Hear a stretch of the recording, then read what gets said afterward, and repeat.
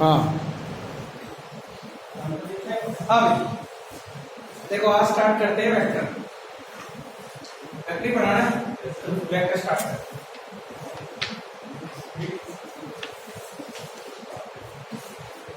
ठीक है,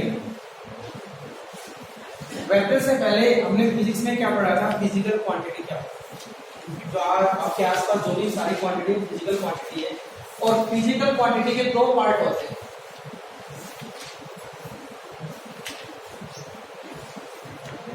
कौन कौन से हैं? एक स्केलर क्वांटिटी और एक क्या होता है अभी वेक्टर। ठीक है, स्केलर क्वांटिटी कितने टाइप की होती है? दो टाइप। एक होता है सॉरी फिजिकल क्वांटिटी कितने टाइप की होती है? दो टाइप की। एक होती है स्केलर क्वांटिटी, एक होती है वेक्टर क्वांटिटी। स्केलर क्वांटिटी क्या होती है? जिसमें ओनली क्या हो? मैग्नीट्यूड हो। जिसमें ओनली क्या हो? मैग्नीट्यूड। तो ओनली मैग्नीट्यूड हो, उसको हम क्या बोलते हैं? Physical quantity. ठीक है ओके। ओनली मैग्नीट्यूड का मतलब जिसमें मतलब स्केलर क्या नाम है? Scalar quantity only magnitude. जैसे मैं हाइट की बात करूं, जैसे आपकी क्या होगी? हाइट। समझ रहे हो? हाइट की बात करूं तो कोई आपसे आपकी हाइट पूछे तो आप क्या बताओगे? 5 फुट 6 इंच बता दिया आपने। क्या आपसे कोई पूछता है किस डायरेक्शन में हाइट लिया आपने? तो हाइट होती है, क्या इसकी कोई डायरेक्शन होती है? बस ओनली क्या होती है इसका? मैग्नीट्यूड।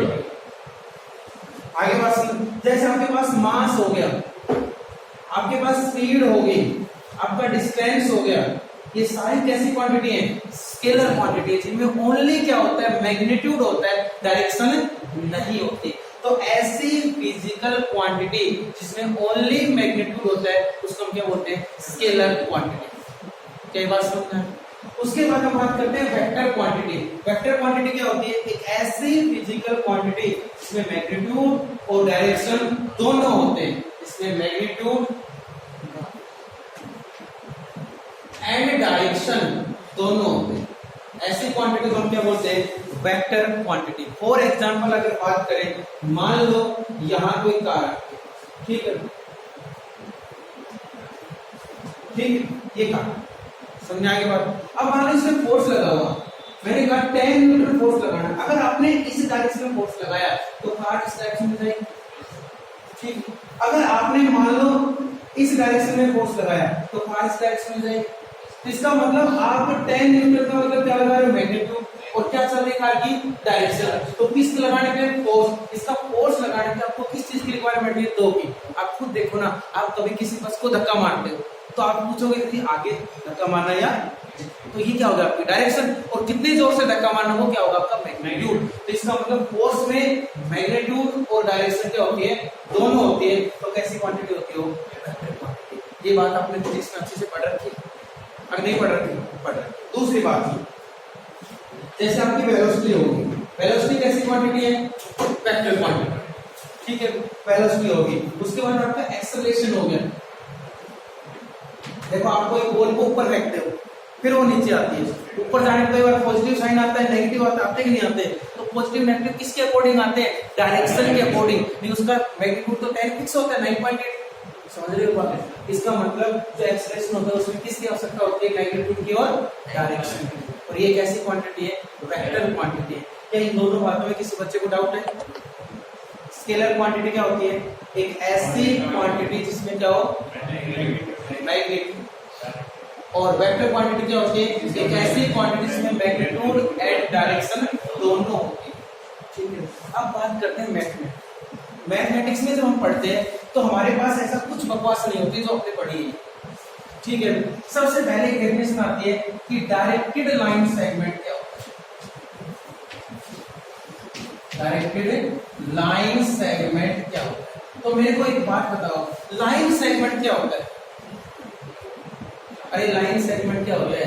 एक ऐसी लाइन जिसके एंड पॉइंट फिक्स होते हैं।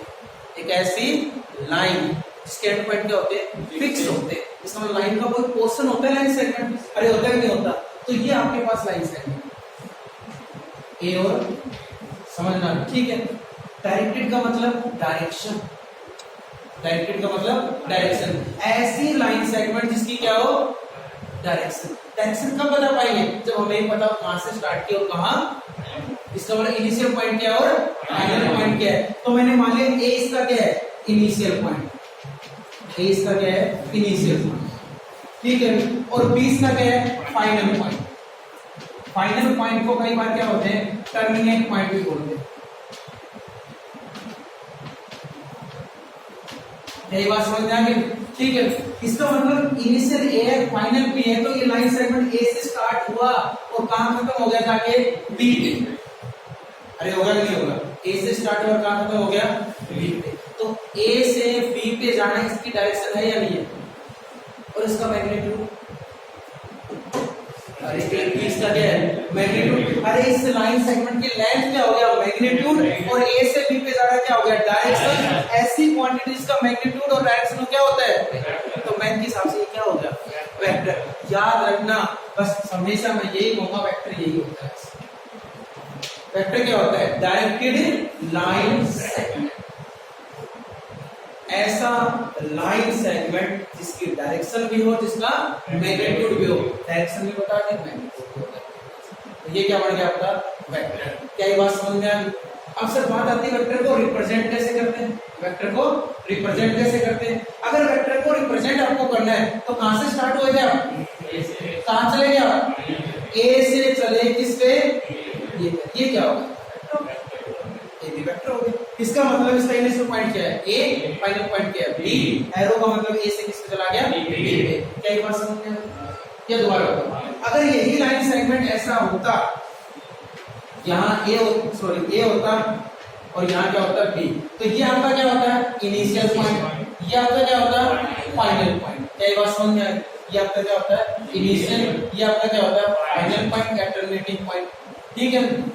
आगे बात समझे। तो वेक्टर को कैसे रिप्रेजेंट करते हैं, बी से कहां गया ए। क्या ये बात समझ में आई। अगर ए बी आप लिख देते तो एरो ऐसे, अरे आई नहीं एक बात समझ। आप जरूर नहीं हर बार वेक्टर को ए बी वेक्टर से रिप्रेजेंट करें। अब मैथ में क्या करेंगे स्मॉल अल्फाबेट से भी मैथ को क्या वेक्टर को क्या कर सकते हैं रिप्रेजेंट कर सकते हैं। तो इस ए बी वेक्टर को मैं क्या लिख सकता हूँ, इस बी वेक्टर को मान थोड़ी देर क्या मान लिया मैंने, अरे यही बात। तो इसका मतलब भी वेक्टर होगा वो खुद देगा ए से स्टार्ट हुआ बी से, उस वेक्टर को हमने स्मॉल अल्फाबेट वेक्टर ए से क्या किया है रिप्रेजेंट किया है। क्या बेटे ये बात समझ में आएगी।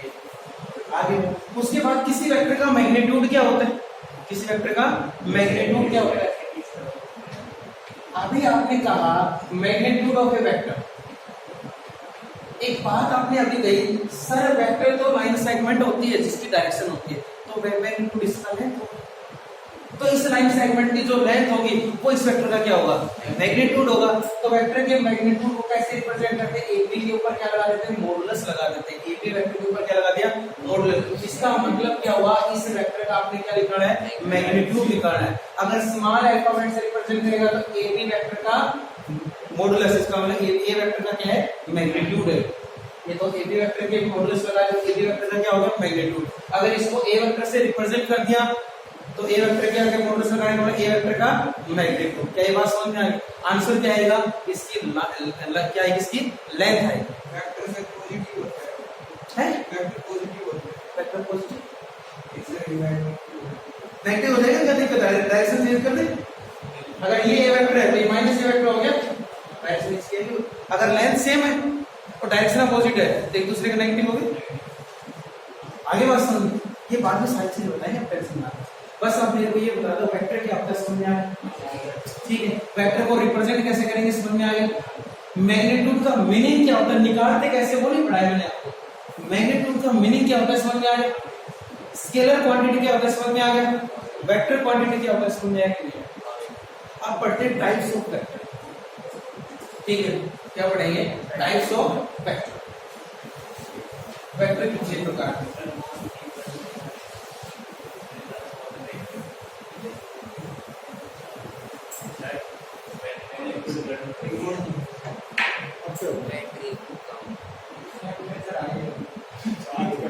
नहीं चल रहा।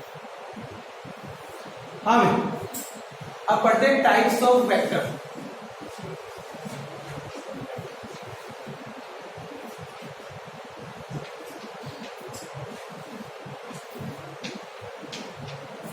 ठीक है। तो सबसे पहले जो वेक्टर की टाइप में आता है वो जीरो वेक्टर होता है। क्या होता है? Zero vector.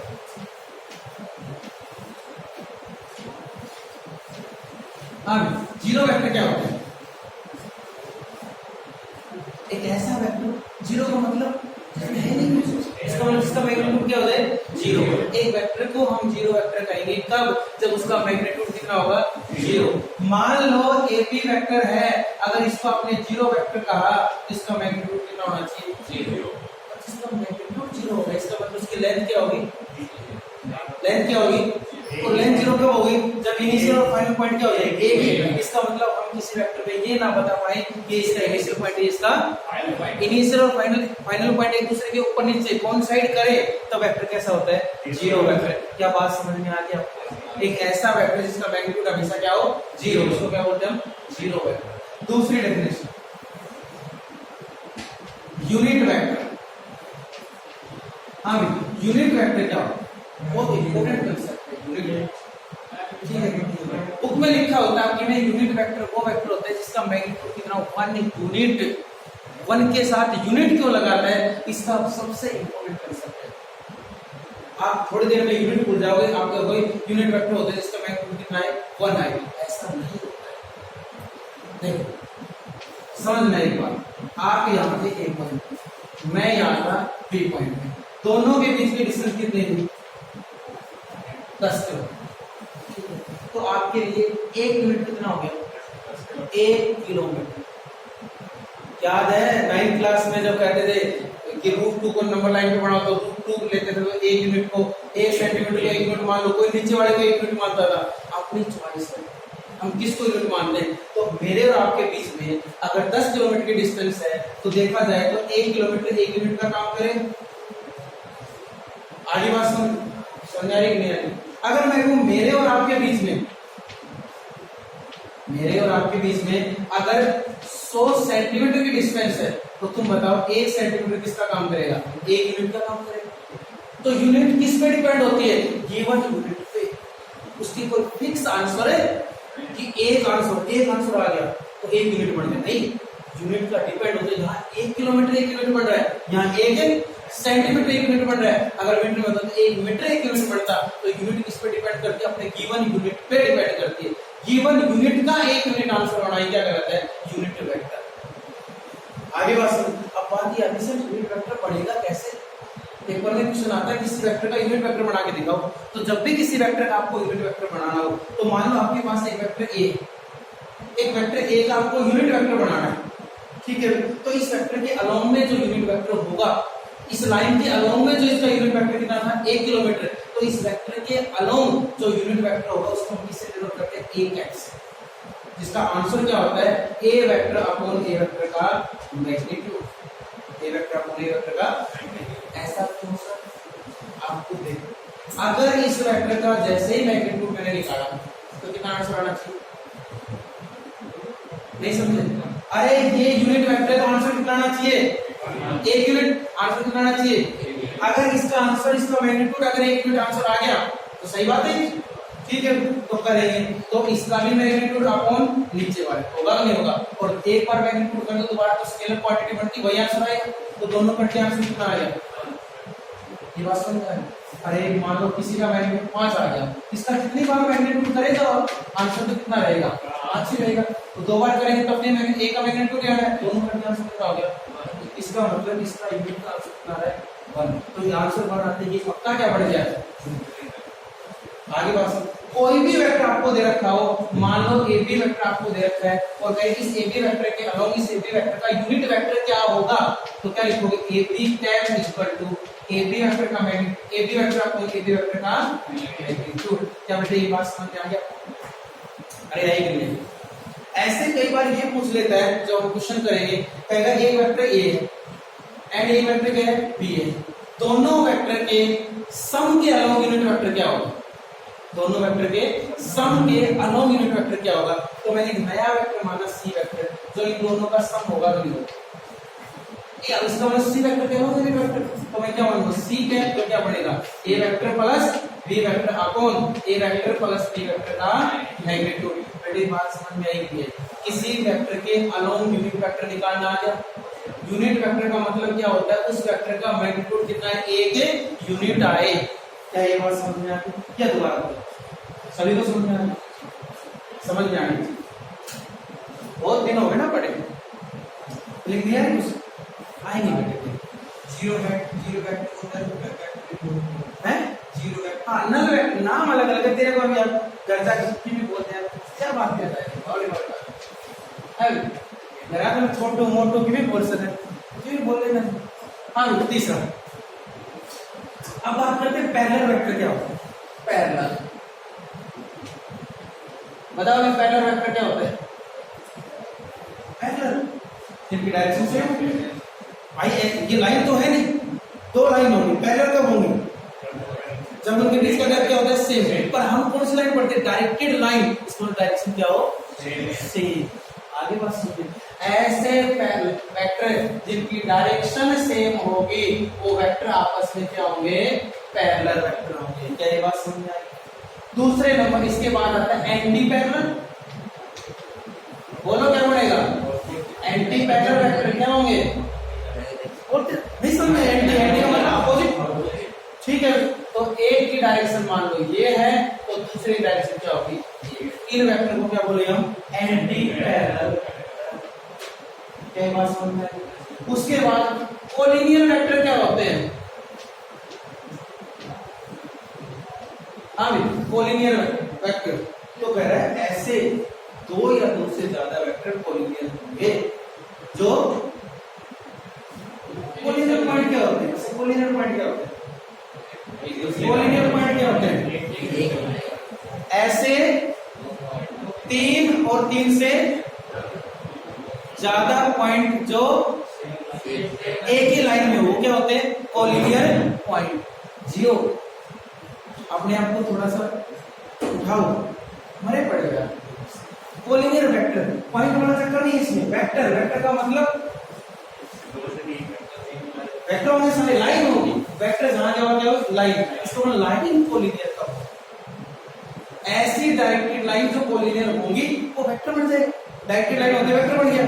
कोलिनियर वेक्टर कहलाए कब? जब या तो पैरेलल हो या वो एंटी पैरेलल होंगे या एक दूसरे के ऊपर तीन केस होते कोलिनियर होंगे वेक्टर में। क्या क्या? दो या दो से ज्यादा वेक्टर पैरेलल होंगे, कोलिनियर होंगे जब या तो पैरेलल होंगे या वो एंटी पैरेलल होंगे या एक दूसरे के ऊपर नीचे। जब भी दो वेक्टर कोलिनियर होंगे, याद रखना ए बी वेक्टर और सी डी वेक्टर अगर कोलिनियर है तो ए बी बराबर क्या होगा? C D. ये कंडीशन हमेशा वेक्टर क्या करेंगे? सेटिस्फाई करेंगे।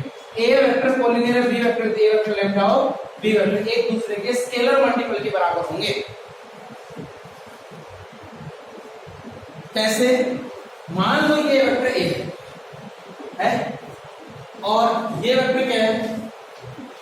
2b वेक्टर, 2a वेक्टर मान लो। इसको मैंने ए बी वेक्टर मान लिया, इसको मैंने क्या माना? C D vector. ठीक है, दोनों की डायरेक्शन क्या है?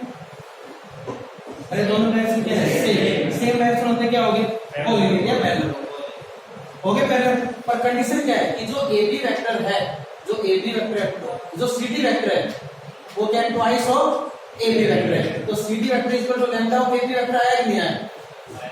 कई बार पूछ लेगा A B vector equal to B C vector, ये कैसे वेक्टर है? पैरेलल। अरे पैरेलल है या नहीं है? पर इनमें बी पॉइंट क्या आ गया? कॉमन। तो हम ये भी कह सकते हैं ए बी सी क्या है? कोलिनियर।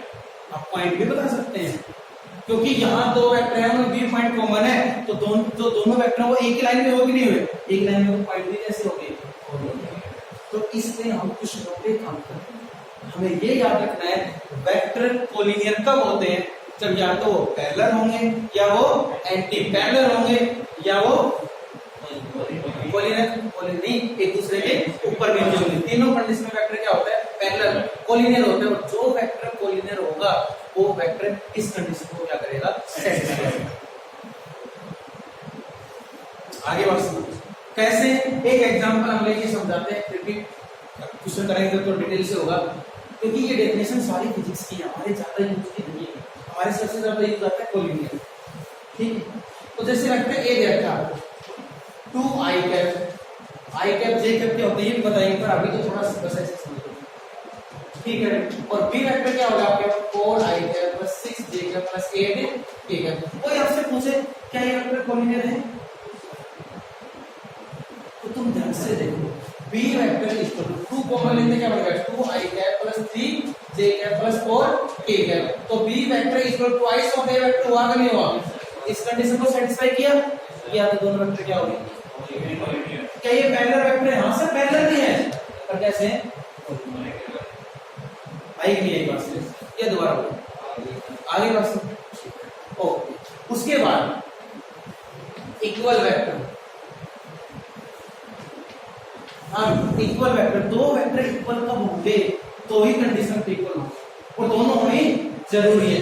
एक बार तो दोनों वेक्टर क्या हो पैरेलल, दोनों वेक्टर क्या हो पैरेलल का मतलब सेम डायरेक्शन में, पैरेलल नहीं सॉरी सेम है, दोनों वेक्टर क्या हो सेम डायरेक्शन में, एक ही डायरेक्शन में दोनों वेक्टर, दो वेक्टर तभी इक्वल होंगे जब उनकी डायरेक्शन क्या होगी सेम, उनके मैग्नीट्यूड भी क्या होंगे सेम।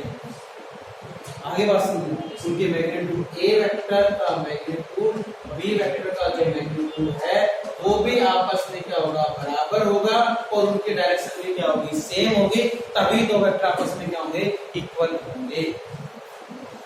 आगे बात सुनिए, ये दोबारा क्या दो वेक्टरों के मैग्नीट्यूड इक्वल होने पे वेक्टर इक्वल हो जाएंगे, अगर दो वेक्टर का मैग्नीट्यूड इक्वल है तो क्या इक्वल हो जाएंगे, मान लो सर एक वेक्टर मान लो ये ए वेक्टर और ये भी मान लो ए वेक्टर, इसकी डायरेक्शन इस साइड इसकी डायरेक्शन इस साइड, मैग्नीट्यूड तो दोनों के बराबर है पर डायरेक्शन सेम है, डायरेक्शन क्या एंटी पैरेलल, क्या ये बात समझ में आ गई। तो दो वेक्टर इक्वल तभी होंगे जब उनकी डायरेक्शन भी सेम होगी और उनका मैग्नीट्यूड भी क्या होगा इक्वल होगा, ये बात समझ में आ गई।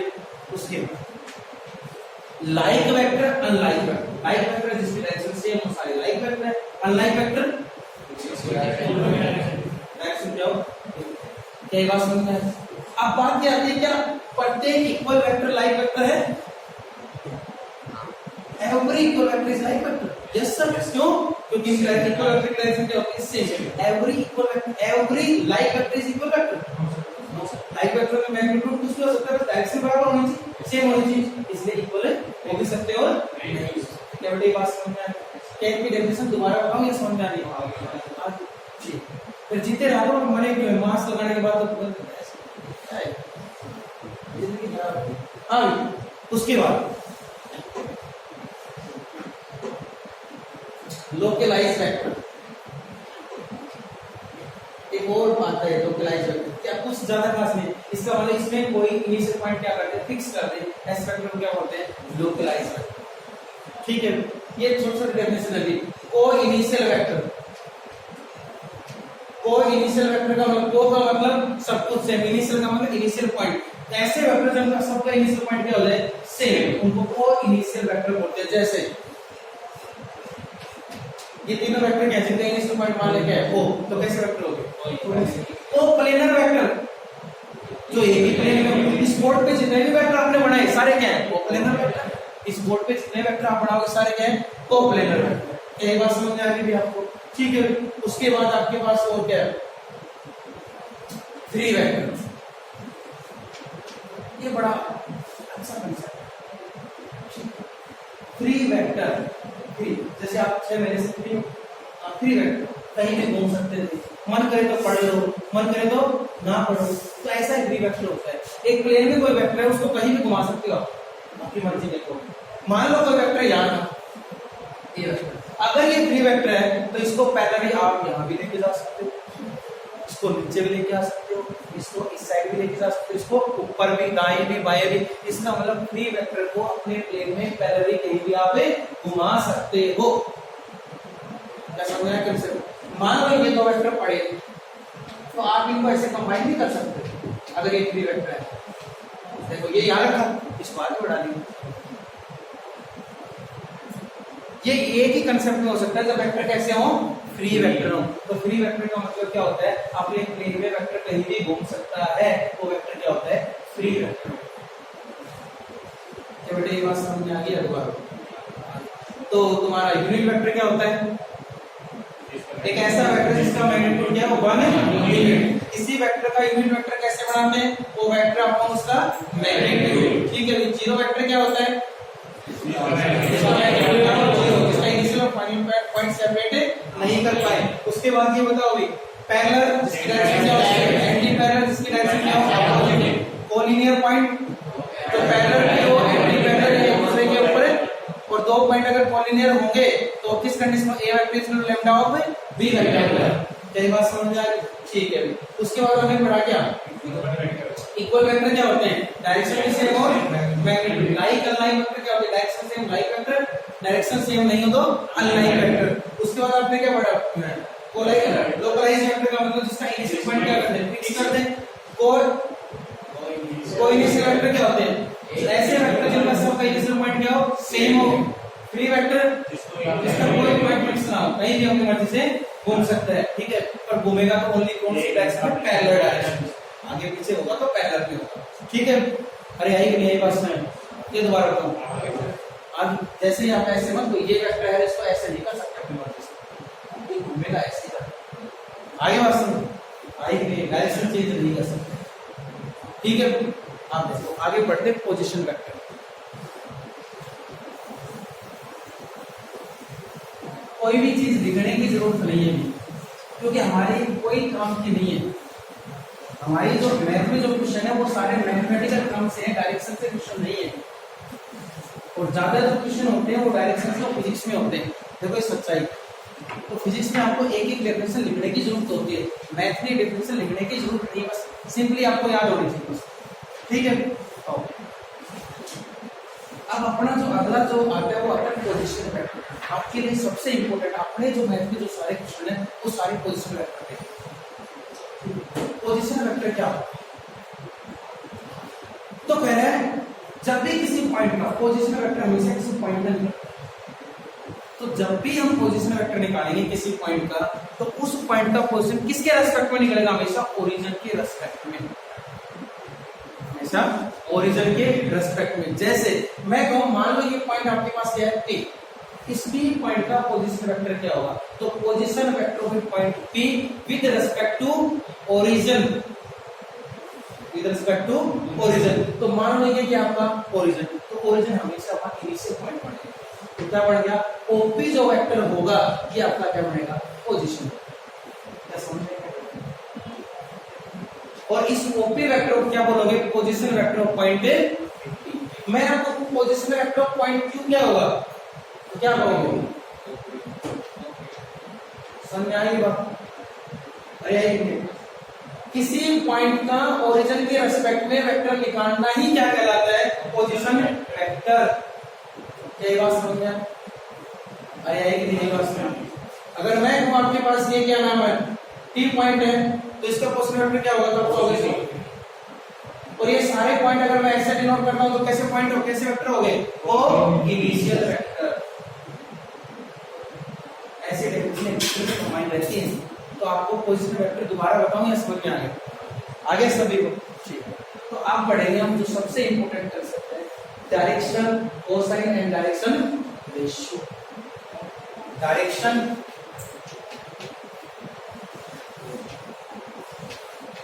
Cosine and direction ratio. ये सारी चीज बेटे आपकी पढ़ी हुई है या नहीं? नहीं पढ़ी? सर सदियों पुरानी बात है, कहाँ याद रहे? हमने नया जन्म लिया। अरे देखो बहुत इंपॉर्टेंट कंसेप्ट है। मेरे को नहीं पता फिजिक्स में आपके लिए इंपॉर्टेंट था या नहीं। फिजिक्स में आपके लिए इंपॉर्टेंट था triangle law of vector addition, parallelogram law of vector. Math में आपके लिए कोई इंपॉर्टेंट नहीं, सबसे ज्यादा इंपॉर्टेंट ये कंसेप्ट है। Direction ratio and direction cosine. और याद रखना वेक्टर में बहुत कम यूज होगा, और जैसे हम अगला चैप्टर पढ़ेंगे लाइन नहीं होगी अगले चैप्टर जिसके लिए आगे बात। तो आज इसका मीनिंग समझते हैं होते क्या है। ठीक है, जैसे क्वेश्चन किया था अपने मैट्रिक्स में, याद है? L square plus M square plus N square को 1 लिखा था। सदमे में हो या याद है? याद है। उस दिन मैंने कहा था आप रट लो ये चीज, आज आपको करवाएंगे ये चीज होती है, ठीक है। तो ये आपके पास 3 डायमेंशनल स्पेस है। जब भी 3 डायमेंशनल स्पेस की बात करते हैं तो बोर्ड पे डब्बा ही बनाते हो, हाँ भाई, बचपन से ये बनाते हैं, आज भी यही बना, ठीक है। ये 3 डायमेंशनल स्पेस, इसकी 3 एक्सिस होती हैं, 1 2 3, ऐसे काम करते हैं। तो याद रखना तुम्हारी बुक के अकॉर्डिंग बात करें, हर बुक में इस वाली लाइन को एक्स एक्सिस मान के चला हुआ है। अगर इसको दूसरे एक्सिस